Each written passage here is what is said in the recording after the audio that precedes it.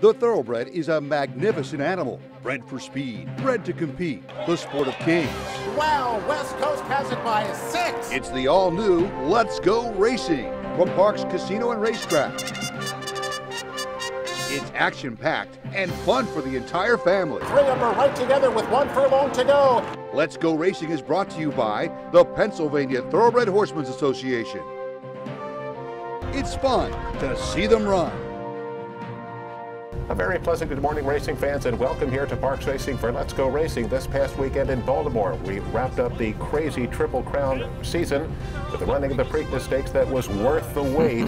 We'll have Preakness 145 here at the top of the show. Our local race of the week, a top-level starter race with Jamie Ness and Claudio Gonzalez, 2 high percentage guys vying for the victory.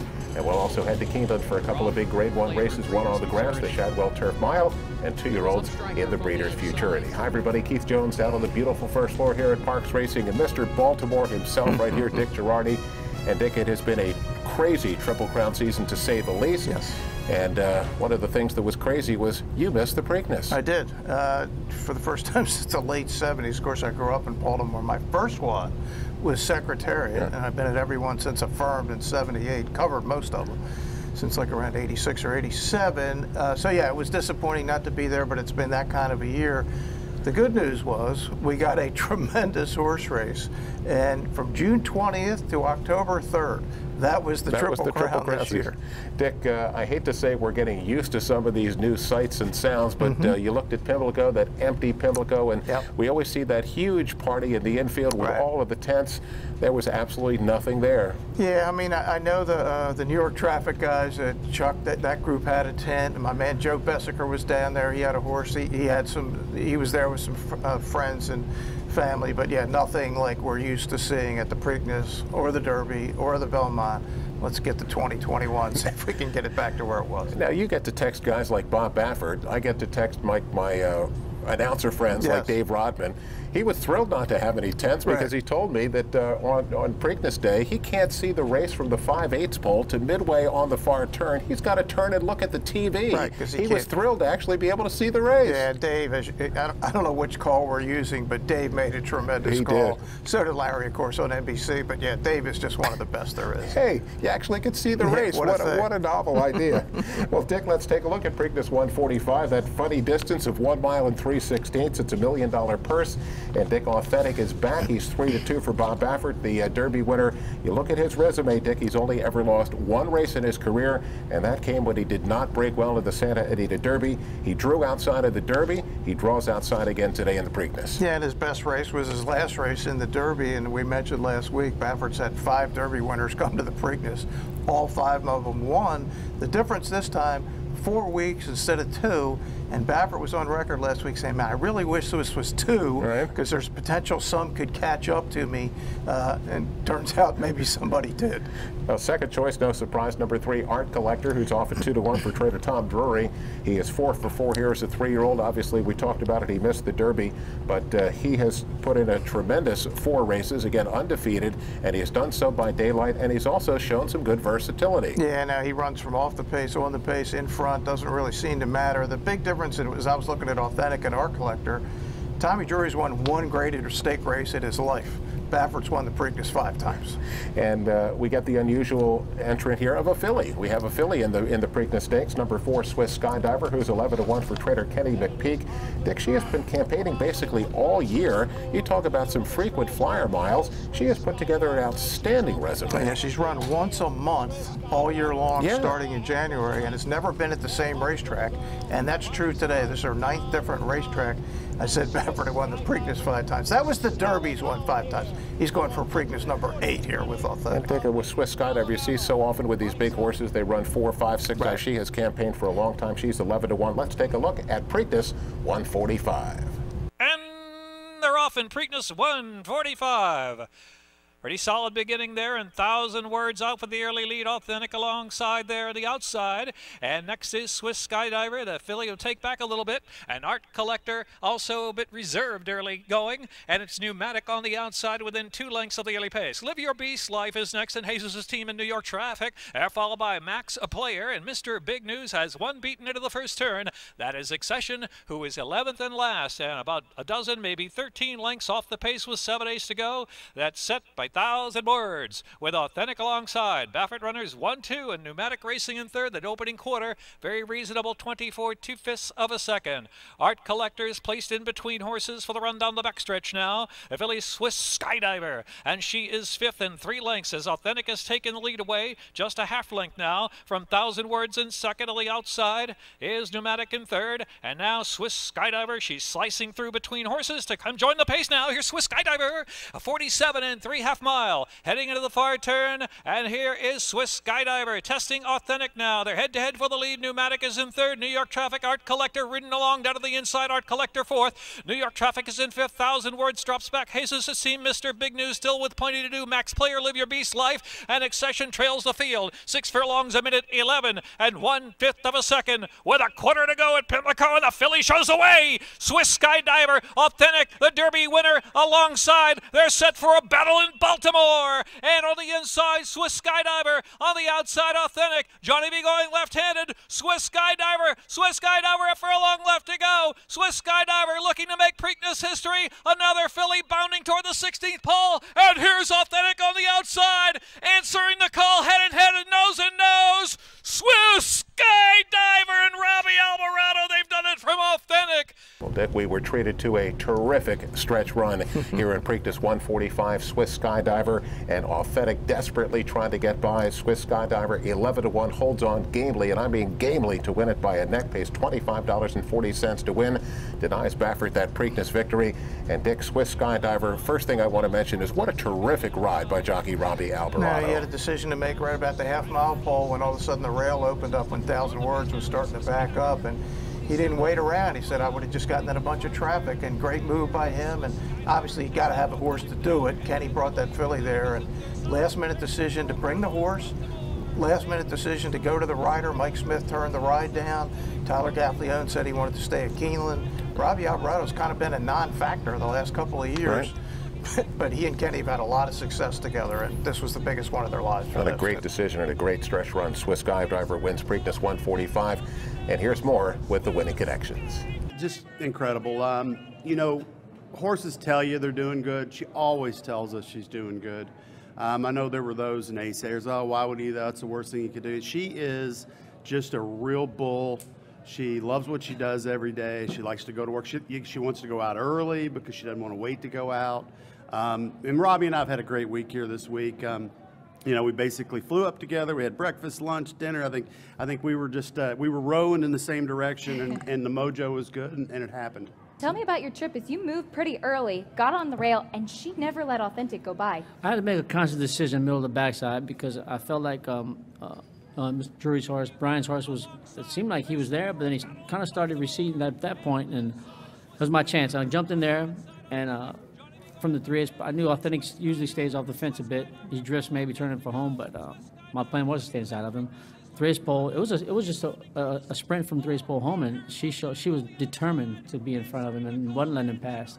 So it's just a harder goal. She has a harder goal. With the big races that he's run, this is the second victory in a Triple Crown race. He won in 2002. He did it with Sarava at 70-1. Right. And then when he won the Travers Stakes in 2012, it was the rare dead heat.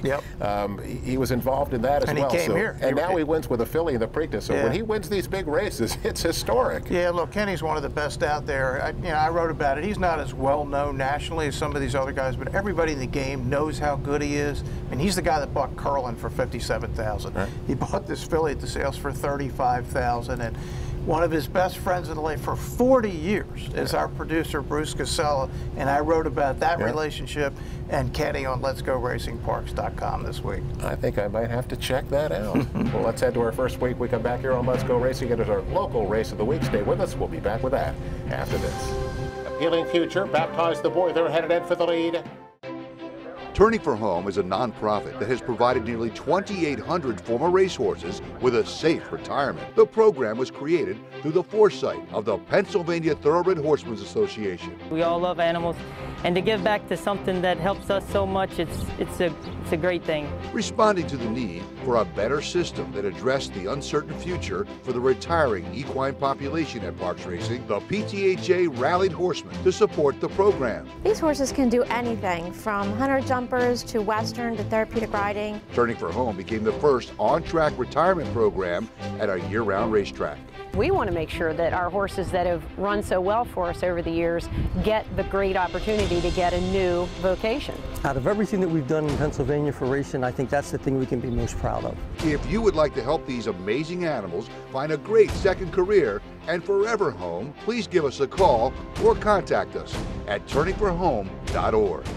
What does Chapman's 7 locations and 10 car brands mean to you? It means a huge selection of quality pre-owned vehicles, all makes and models, many one-owner low mileage certified with miles of factory warranty remaining. Safety checked, meticulously detailed, and each come with a free Carfax report so you can buy with complete confidence at any Chapman Auto store near you. Or shop online anytime at ChapmanPreowned.com.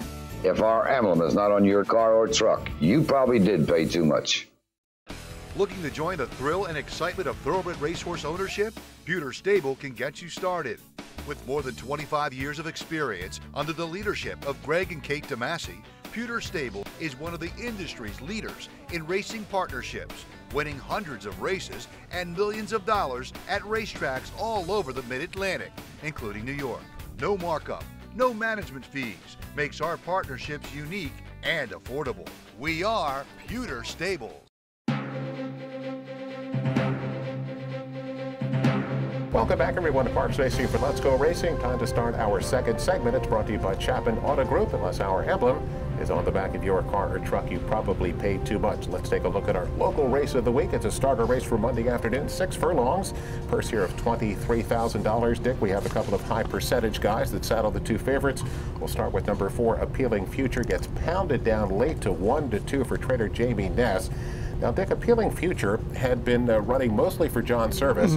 11 career wins, 19 first or seconds out of 35 starts, $400,000 in earnings. Then he puts him in for $12,500, and voila, we get a Jamie Ness claim, and this looks like it's an excellent claim. Yeah, wins right off the claim, and Jamie had a cool 33% as our leading trainer in wins. That's an incredible number to have 66 wins. This horse has a tremendous career behind him. Jamie straightened him out last time out. The second choice here, number 5, Baptize the Boy, 3-1, Claudio Gonzalez. Dick, as you look back through his lines, when he makes the front, he really runs big, and it looks like he has a chance to make the front here. Yeah, on paper, he looks like Lone Speed. Well, Dick, let's take a look at our local race of the week. Appealing Future is 1-2 for Jamie Ness. So down the back stretch, Baptize the Boy up alongside of Appealing Future. Those two now head-to-head. They've moved about 3 clear of Winning Drive. Then it's the Great Samurai. Mr. Huber begins to advance 3 wide. Smart Royalty down inside has now dropped out last. So Appealing Future with 3 furlongs to go and a tussle with Baptize the Boy. Appealing Future, Baptize the Boy, they're headed in for the lead. Still about 4 back to the Great Samurai and Winning Drive. And then Smart Royalty, not much yet for Mr. Huber at the back. Appealing Future trying to fend off Baptize the Boy as those two turn for home together. Appealing Future on the inside now has the lead and opens up. Appealing Future gets away from Baptize the Boy. After that, it's Winning Drive who puts in a late run, but Appealing Future just drawing away with plenty of energy here. It is Appealing Future. Good-looking win. He'll streak under the line, a convincing 3.5-length winner. Well, Dick, Baptize the Boy did not make the lead. He was kind of like off of just a little flat-footed. Never made the front. Appealing Future 1-2, kind of toys with him until they hit the top of the stretch and then drew out to win by 4, pays $3 to win. That's now 3 consecutive wins, back-to-back wins off the claim. And Dick Ness only paid $12,500 for this horse. Yeah, pretty good claim, and Jamie's obviously having a phenomenal year. I'd say it's a career year, but his career around here. But this is a guy that's won 3,000 races. He's closing on 200 200 for the year. He's not just stable here, of course. It was a match race, and Appealing Future won it pretty easily. Yeah, it doesn't look like he's done winning either, Nope. Dick. Let's head back to Keeneland and take a look at the 2-year-olds in action as we start to get to the point of the season where these major 2-year-old races come about. This is the Grade 1 Breeders' Futurity, a purse of $400,000. The distance here is 1 mile and 1/16. Number 4, Essential Quality, is the choice here at 9 to 5 for trainer Brad Cox. He is super well bred, Dick. He's the son of Tappet. Now, in his debut, he came from off the pace at Churchill Downs to draw out to win by 4 and looked very impressive doing so. Yeah, he did, and this was Preakness Day that this race was run, and keep in mind, a lot of these jockeys decided to stay at Keeneland. That's why so many of the Maryland jockeys got to ride at the Preakness. Second choice here, number 7, Calibrate, who's 2 to 1 for trainer Steve Asmussen. We know how good he is with his juveniles, and this horse also was impressive in winning his debut up at Saratoga. Yeah, indeed, a son of Distorted Humor, a really good sire. This horse cost $340,000 at the sales. Well, they're both going to have to go 2 turns for the first time today. Let's see who gets it done in the Grade 1 Breeders' Futurity. Essential Quality to challenge Upstriker for the lead. Top 2 matching strides. A length and a half to the good. Notary between horses is third, a half length. Superstock fourth to the inside. King Fury far outside. Caught wide now heading to the far turn in fifth. And Keep Me in Mind. Calibrate still 6 from the front. Joined by Founder. And Dixie's 2 stints is last. 48.86 seconds the time for the opening half mile. Essential Quality on the outside puts ahead in front. Upstriker still there but second toward the inside. Then a gap of 3 back to Superstock in third. The leaders are at the quarter pole now. King Fury in fourth. Keep Me in Mind is fifth. Founder goes wide from sixth. Calibrate is still far back, a good 10 lengths off the lead.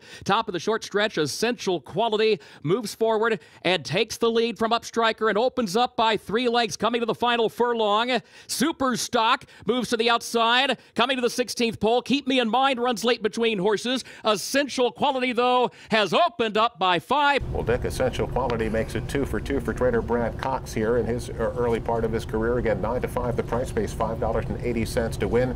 Dick, he got a great trip, but when he hit the stretch, he drew off like a good thing. He won by 3 1/4, and he looks like he's moving forward again, a son of Tappet. Yeah, so Brad Cox looks like he'll be live going into the Breeders' Cup Juvenile, which is a very wide open race. I think the best 2-year-olds I've seen so far in New York. 2-year-old colts not in California. The day before, we should mention our buddy Kenny McPeak had a pretty nice day on Saturday. Well, he ran 1-2 in the Alcibiades with the 2-year-old fillies, so he had Grade 1s on consecutive days. Well, let's keep it at Keeneland here for the big turf race of the weekend. It's the Grade 1 Shadwell Turf Mile. Of course, 1 mile the distance to purse $750,000. And Dick, front and center, of course, is some guy named Chad Brown. He saddles 4 different horses in here. He gets the top 2 choices. We'll start with the 8, Analyze It, who is 2 to 1. Dick, after a start at the Breeders' Cup Mile, he was off for 22 months. Yep. And then he came back off that layoff to run 100 Buyers. Yeah, in the Red Bank at Monmouth with Jersey Joe Bravo. It's Chad. He does things like that. And you get 2 to 1 if you think he can back up that performance again off that long layoff. Number 6, Raging Bull, the second choice again. It's Chad. Dick, all he has done is run in 9 consecutive Grade 1 races. Yeah, and he comes from way back. Interesting, blinkers off here. He's been regularly wearing blinkers. See what that means. Let's take a look at the Grade 1 Shadwell Turf Mile. A big pot, $750. It is Casa Creed who leads it by a length up the backstretch. Born Great just off the leader's flank now and second by a length. Without Parole third to the inside. Parlor stays toward the far outside, regains third by a neck. Break of 2 to Analyze It, who's fifth a half length. The Flavius to the inside. Ivar, Bowie's Hero, and Raging Bull. First half mile in 47.39 seconds. Casa Creed, the leader to the far turn, still on top a length and a half. Born Great is still second by 3/4 of a length. Parlor still caught wide, still third around the far turn. Without Parole, down to the inside, looks for a little more running room from fourth. Analyze It fifth, going to have to swing toward the center of the course. Still 5 lengths from the front. Flavius has 6 to make up. Then Ivar, who's 7 from the lead. They turn for home. Casa Creed with Parlor trying to take a run at him. Without Parole, needs room to the inside. Analyze It needs to find more in fourth. Ivar fifth on the far outside. Casa Creed short lead. Here's Ivar. Ivar picks up the chase. Ivar striding forward. Raging Bull's coming late to second. But Ivar is in front for Joe Talamo. Well, Dick, looks like we have a serious overlay here. How about this late run by the 11 Ivar on the outside? Pablo Lobo coming from off the pace at 14 to 1, pays $30.80 to win. Now, Dick, Ivar has not been in the same kind of company as these horses, but the buyer numbers indicate that he should be competitive. And he won a big race last time out of Kentucky Downs. Yeah, no doubt. It was blinkers off, so they completely changed the running style of this horse. Usually up near the front, came from way back and was just flying at the finish, as Kurt Becker called it. And for $2, you get $30.80. You gotta love that. Let's head to our next break. We come back here on Let's Go Racing. We have our weekly awards and some other great action from the great weekend. We'll have all of that when we come back after this. The Pennsylvania Thoroughbred Horsemen's Association is the advocate for Parks Racing's horsemen and has worked hard to secure better lives for the hundreds of trainers and their families that work in the thoroughbred racing industry. Our horsemen benefit from medical coverage, trainer pension plans, and increased purses. Thanks to these horsemen, racing at Parks is the very best, providing entertainment for you and the entire family. The Pennsylvania Horsemen are proud to be part of the community and introduce a new generation of fans to the sport of kings.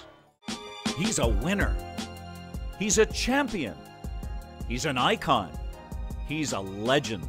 And now he's back in Pennsylvania. Smarty Jones, Kentucky Derby winner, Preakness Stakes winner, standing at Equistar in Annville, Pennsylvania. The quintessential Pennsylvania bred has returned. Smarty Jones is back home. Please call Rodney Eckenrode or visit EquistarTrainingAndBreeding.com.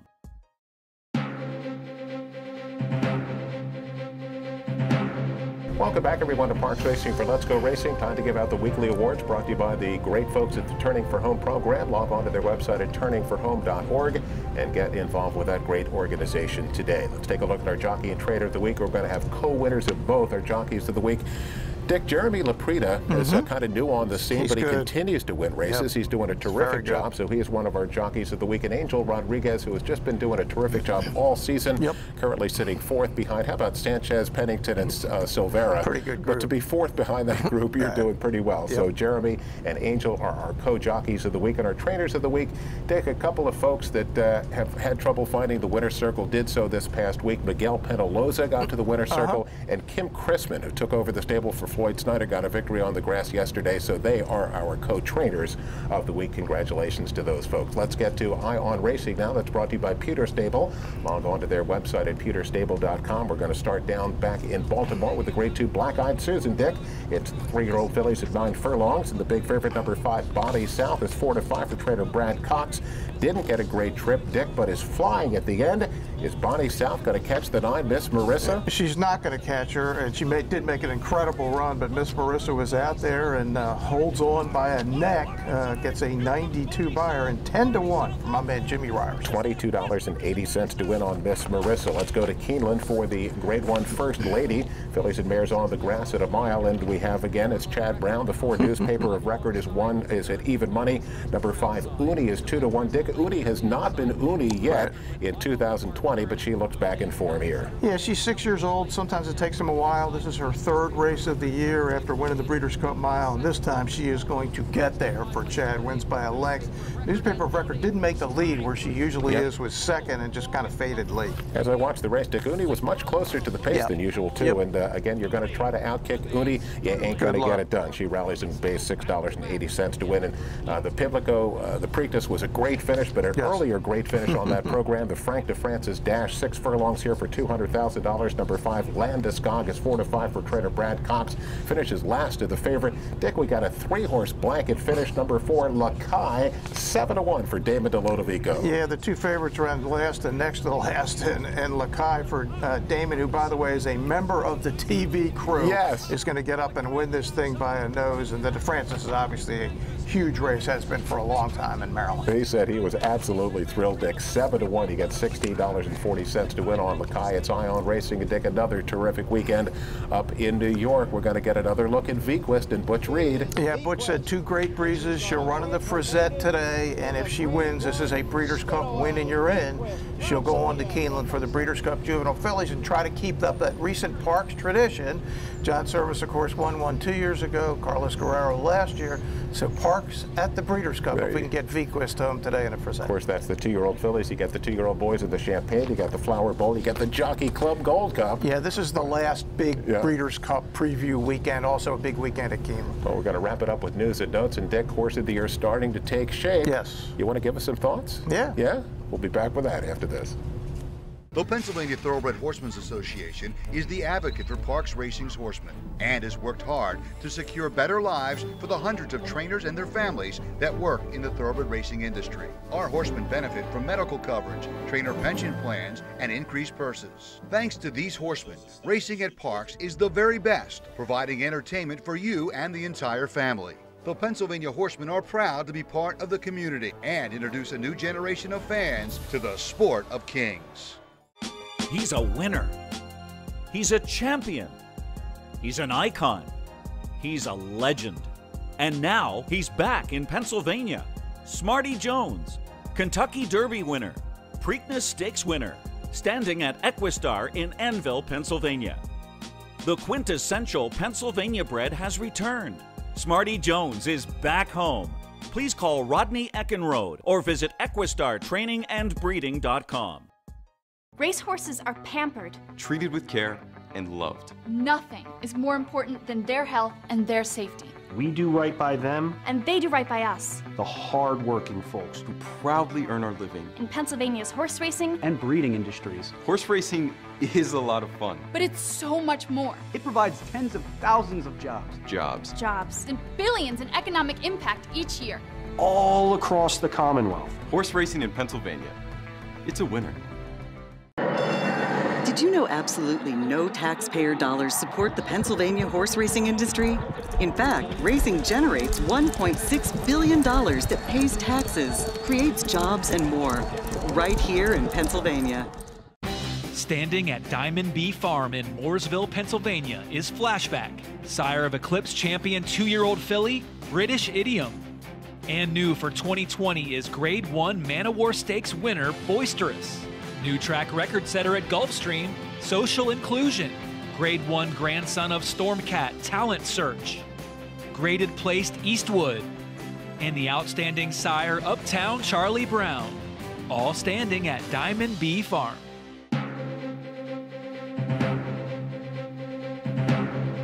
Welcome back, everyone, to Parks Racing for Let's Go Racing News and Notes. Our final segment brought to you by the Granny Fund. Get involved with that continued education on the backstretch and do it at the Granny Fund. He's our friend Bruce Casella, Dick Girardi, Keith Jones. And Dick, we're going to talk about Horse of the Year here in just a second, but there's a young rider, Anthony Nunez, that we want to send our thoughts and prayers to, was in a serious motorcycle accident this past weekend. Yeah, that's right, Keith, and it's been in the hospital, and we're just hoping he recovers. Absolutely. Anthony Nunez, our best. And Dick, how do you see it? It's kind of wild, of course, a wild season, but how do you see Horse of the Year right now? Does Swiss Skydiver have a chance? Yeah, no, she really does, and I think Kenny and the connections are going to have a decision to make. She's obviously, that was a Breeders' Cup winning year in for the Classic. So does she try the boys again, but not just the 3-year-old boys, but all of them, like Maximum Security and Improbable and everybody? I mean, tis the law, they'll all be there. Or does she run in the Breeders' Cup Distaff on the same day? Now, for her to be Horse of the Year, she would have to win that, and then the Distaff, and then none of the other ones, big ones, win the Classic. Of course, if she wins the Classic, she's the Horse of the Year. But I think the distance is better in the Classic. Obviously, the competition's going to be a little easier in the Distaff. Dick, tis the law, has had a tremendous resume. Dick, Improbable, if he wins the Breeders' Cup Classic, that's going to be 4 straight Grade 1 wins. This is wild. Yeah, and Maximum Security's in play. I don't know that his resume is quite there, but maybe because of what happened last year, people would vote. And look, if Authentic wins, he runs, he'd have to be involved, right? He's had a great year. But yeah, very interesting decision for Mr. McPeak and Peter Callahan. There are a lot of contenders. Sometimes it's already wrapped up, but it is not wrapped up yet. All. We'll get to that as we get to the Breeders' Cup. We'll come out again, continue to enjoy live racing here Monday, Tuesday, and Wednesday at 12:55, and we'll see you again next week right here on Let's Go Racing.